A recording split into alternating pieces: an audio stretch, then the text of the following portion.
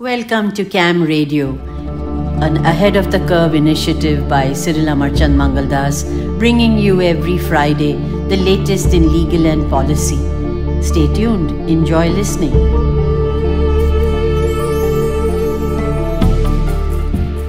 Welcome to another exciting episode of CAM Radio. Today, we have a special guest. He is considered to be a trusted advisor to many leading law firms. He is a well-known thought leader in the legal industry. Mr. Justin North, founder of global consultancy firm Pickering Pearce. Justin has spent past 2 decades challenging law firm leaders around the world to think about their operating models. He is a passionate advocate for speeding up the evolution of the legal industry, for introducing new skills and capabilities into law firm management, and for understanding the behaviors of lawyers and their clients. He is a sponsor and mentor of the global lawwithoutwalls.org initiative, founder of the APAC Legal Innovation Index, a foundation sponsor of movements such as the Legal Forecast and the Legal Design Summit, and a supporter of numerous social justice causes. We are thrilled to have Justin with us today in a conversation with our managing partner, Mr. Cyril Shroff. Their unique perspectives about the future of law, future legal industry, tech, and AI promises to make this episode both informative and engaging. So, without further ado, let's dive in. Thanks, Madhumita. Justin, welcome. Great pleasure to do this with you. We've known each other now for over a decade, and I've always learned so much from you. So, exciting time in the legal profession, particularly as the forces of technology are now becoming very real. And we are, like most knowledge industries, we are on the verge of tectonic changes in the profession and just the structure of the legal industry. So let me start with my first question to you, Justin. How do you feel about the current state of the legal industry, and how has it transformed more recently? What is it that is kind of looking ahead? And you're situated at a very vantage point in the world, in the middle of the London market, so you really see the world from a different lens. So over to you, Justin. Thanks, Cyril. No, it's great to be here, and thanks for asking me along. It's always great to have a conversation with you and talk about the past and the present and the future. Look, I have a little bit of an issue with the word sort of transformation of the industry. And I know it might be semantics, but it may be down to perception, it may be down to where people start and end. But look, I see this.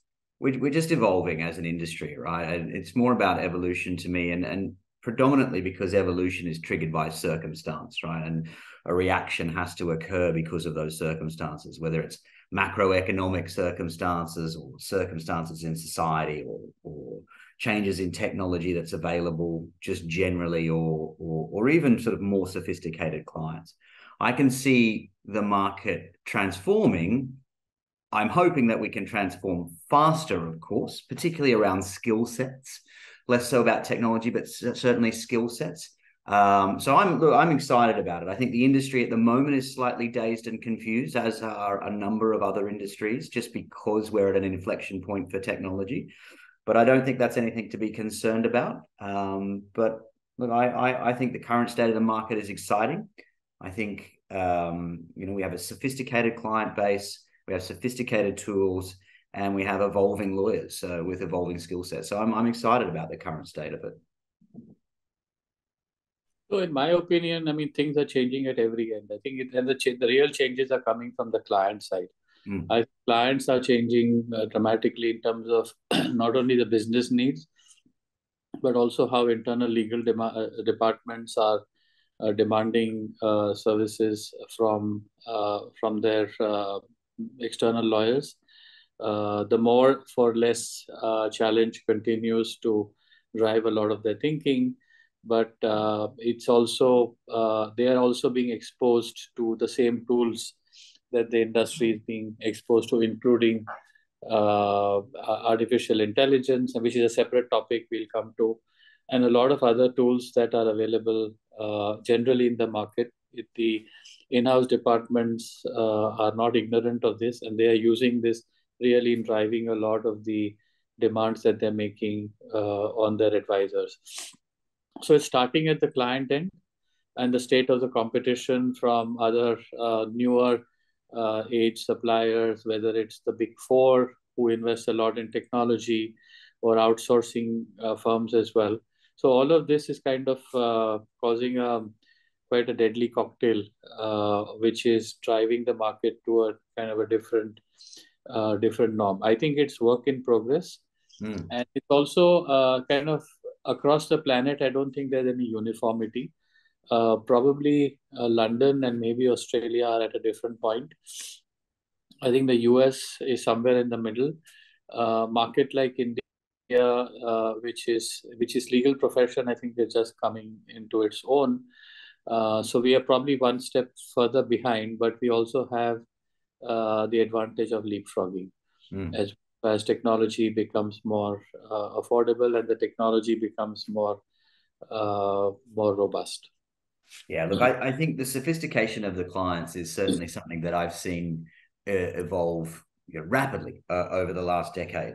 And I think, what's been surprising about that is it's not necessarily been the larger institutional clients that have large in-house legal functions that are, evolving or maturing and bringing not just tools in, but different skill sets into their legal function other than the lawyers. But it's been the smaller in-house legal functions that through necessity have had to beg, borrow, or steal to transform themselves. And they just have a higher level of demand and a higher level of expectation. I think a lot of them have come from private practice and are bringing the sort of understanding of what's possible all the way from pitching and pricing through to execution of the work. They're bringing that to their panel firms. So look, I see clients driving a lot of change, and you and I have spoken often about when we're undertaking an innovation or a program or undertaking an attempt to look at changing the way work is done, the best way to do that is in collaboration with the client rather than by ourselves. And so setting up that coupling of client and advisor, having those two sides bring their brains together, that's where a lot of the innovation or subsequent evolution comes from. No, absolutely. Would love to know what are your views on what a future law firm will look like? How do you see the shape of the law firm? How do you see how the evolution of technology and sort of new tools that are available, how will they impact the shape of the law firm? There's been a lot of talk about this. You can assume artificial intelligence is real. Sure. Look, and there's been a lot of talk about this. There's been talk about the sort of pyramid model of law firms sort of turning into rocket ships and all different sorts of kindergarten shapes that get thrown around as to what the next mega firm will look like or what the mid-tier firms will look like. And I think it's interesting. And you mentioned the sort of alternative legal service providers or the outsourcing models. And I think, firms don't necessarily get the recognition that they deserve for the way in which they accidentally or deliberately face challenges. And I think the London, European and APAC firms have faced challenges over the past from the sort of big four and the ALSPs. And I think they've weathered that storm well, and they've responded well by creating, their own flexible resourcing models or their own lower cost generic kind of models, and have those as add-on business. And I think that has really retarded the growth of the ALSPs and even the big four. Look, I think that there's no doubt that tech skills are important, but I don't think that we can get away from the fundamental skills of a good lawyer, being their analytical sort of skills and their skills for problem solving. I think the more creative we have, the more creative lawyers we have, the better, right? Like if we can find a way to foster creativity throughout their life, then more happiness to us all. No, I would sort of agree with most of what you said. I think certainly technology as a tool for more efficiency is something which is going to be a prerequisite. It's going to be kind of par for the course. But good lawyering, particularly at the top end, I think is still going to require the traditional skills of just hard work, analysis, clear communication, and problem solving. But then I think also one more layer will get added, which was always there. You can call it old fashioned or you can call it kind of the skill for the future, is much more empathy in terms of sort of building and sustaining relationships as well. Now, whether it's the pandemic or it's the excessive use of technology, that is something which has been challenged. And what I do feel is that that is going to be, particularly at the senior level, it's going to be the distinguishing factor between a good lawyer and a great lawyer as well, in terms of being able to sort of assess the human aspect. And whether you're dealing with a large corporate or you're dealing with a family or you're dealing with an individual client, I think it still remains, because there's always a human being on the other side of the instruction. So work in progress, I think, in terms of what a future lawyer looks like.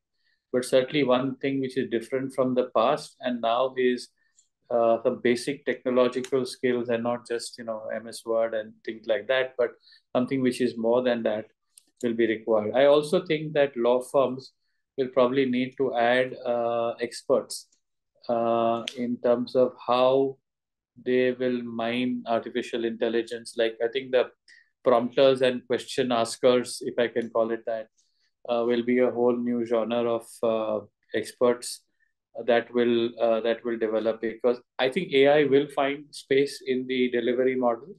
I don't think it's going to substitute the lawyer, but just in order to harness AI, I can see that as a new skill set. I don't think lawyers need to become coders, nor do coders need to become lawyers. But I think lawyers need to know something about coding, and especially about how to really extract the most from technology. That's my 2 bits.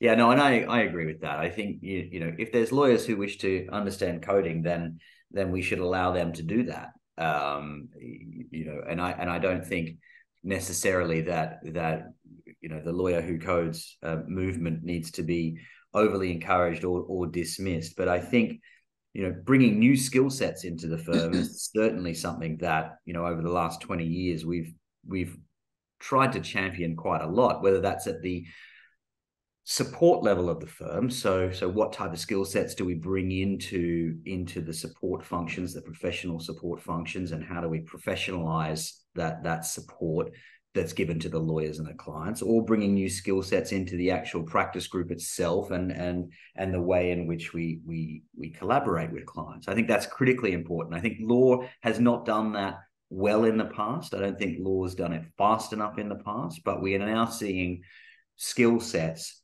and role titles that genuinely are making a difference. And I think the analytics piece is an important one that you've raised. I think, around data, I think there's going to be more and more of that brought into firms. I can see more and more of the sort of organizational psychologist and the behavioral scientists playing a part as well in firms, who look to find ways in which they can actually get a return on these major change investments that they're implementing. But ultimately, I mean, one of the big areas that I see for the future, starting today, is the reinvention of knowledge inside of law firms. And we've had knowledge management for 2 or 3 decades.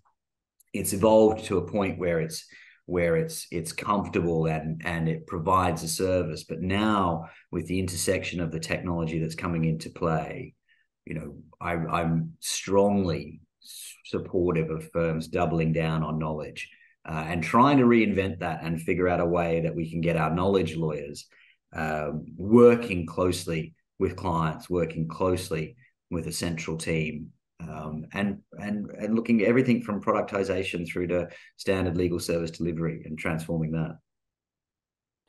Let's now talk about the elephant in the virtual room, which is generative AI. Yeah. We are at ChatGPT version 4.0, and we can already see some initial signs of almost like a miracle in terms of what it does. But let's fast forward to and it's not that far off, version 7, 8, or beyond. What's your personal forecast in terms of what would be the capabilities that it brings to the table, and how should law firm leaders be thinking about it? Let's take 2030 as a arbitrary date, which is what, about 7 years away, 6, 7 years away. That's a long enough time, but not too long. It's a long time, isn't it? Technology, I agree. Maybe take a shorter one, but why don't we first do 2030? We should get back together. 14, yeah. Let's get back together in 2030 and replay this and see how accurate we were. Look, I don't think that I've come across a firm who's not scratching their head at the moment over this. And obviously some are moving faster, and that's just basically because of the DNA that they have and the size and scale or dynamic nature of leadership, whatever it is. There are certainly firms that are doing more in this space. Now, by doing more doesn't mean they're doing right. Doing more just means experimenting and potentially finding ways to leverage the technology.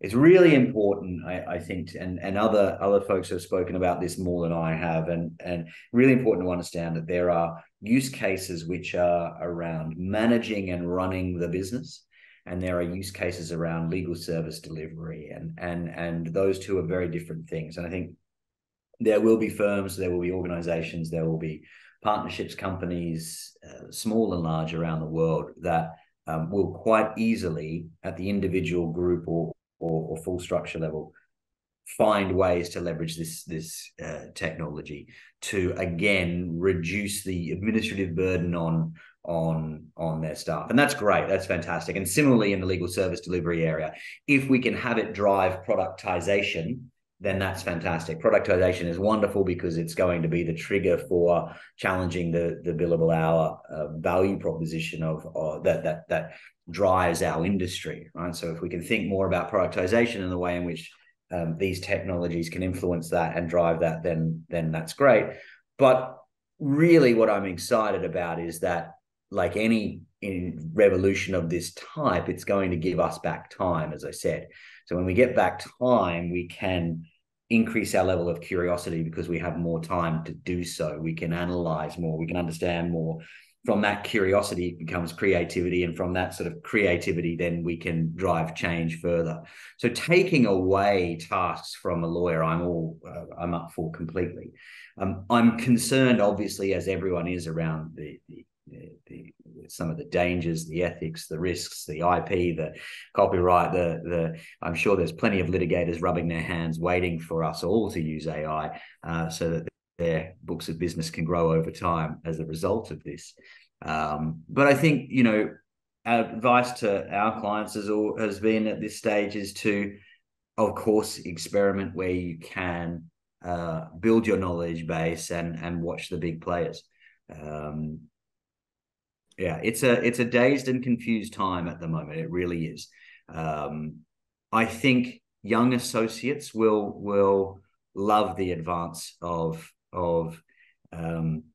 generative AI and of artificial intelligence, particularly when they speak to older partners who are at the end of their career about what they were doing at this time in their career. So I think from a comparative point of view, we won't recognize the lawyers who are being trained in 3 to 5 years' time in comparison to the lawyers that are being trained today, or indeed those that were being trained 10 to 15 years ago. So very different way of training people. A loss of jobs. There was a news item in India today in another knowledge-based profession where they have decided to cut down about 25% of hiring because of AI. And maybe there are different kind of more repetitive tasks, but is it a trend? And will it affect associates?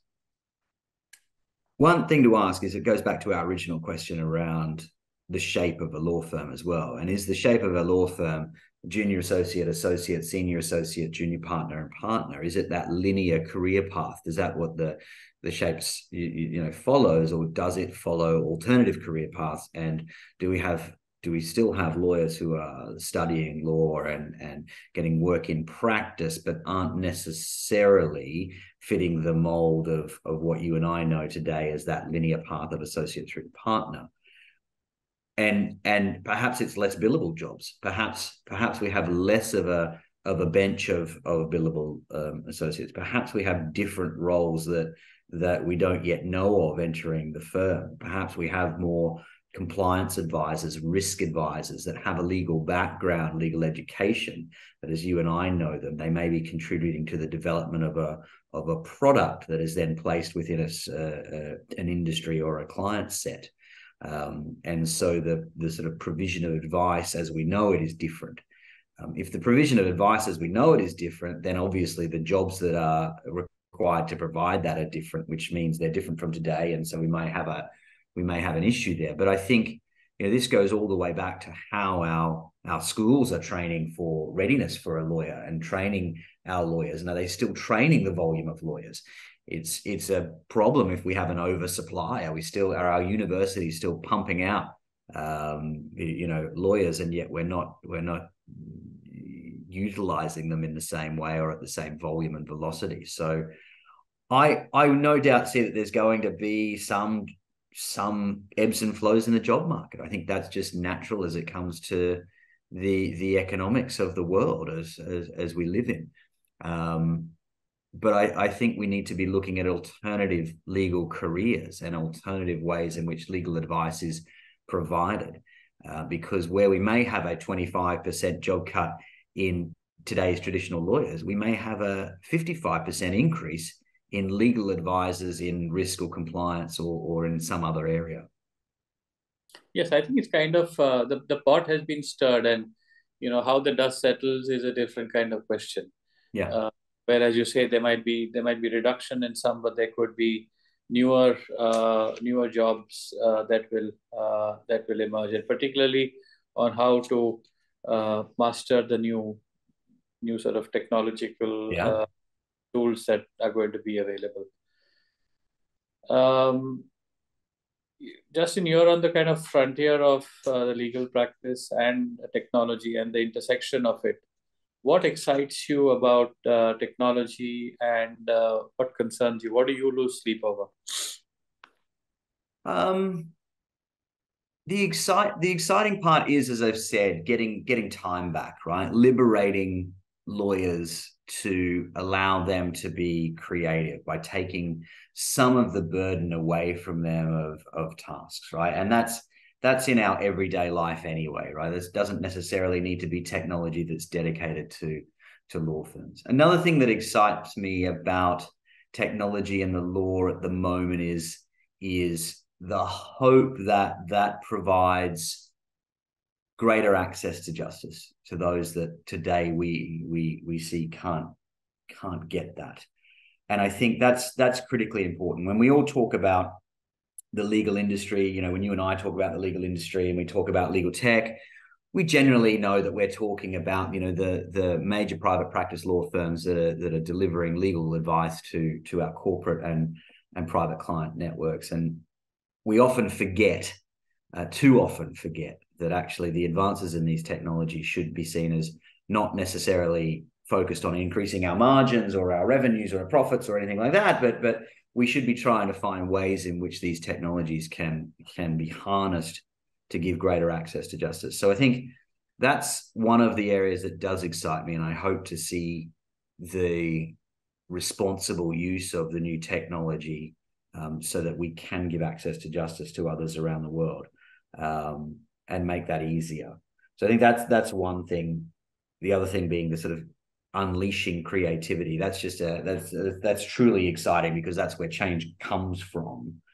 I'm excited by large private practice law firms around the world letting go of the sort of traditional technology that they've had in place for sort of 30 years, that they think has been sort of specially made for them, and sort of accessing technology that other industries use as well, right? So law firms have sort of had this snowflake moment for a few decades, where it's been designed for a lawyer by a lawyer, so therefore I'm only going to buy it. But I certainly couldn't buy any mainstream software or technology if a lawyer hasn't been involved in some way, or it doesn't have law on the tin.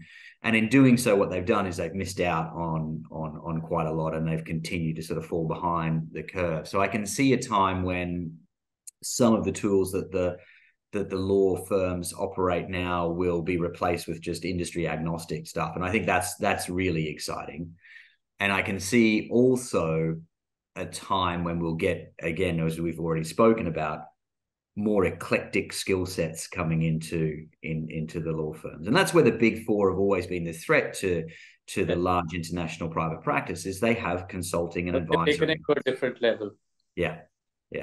So they've got data engineers, they've got behavioral scientists, they've got change experts, they've got creatives, they've got accountants, they've got actuaries, they've got everything on the boredom to excitement level that they provide to their clients. And yet in law, unfortunately, we don't. We've got that linear progression of associate through to partner, and then we've got the traditional support functions.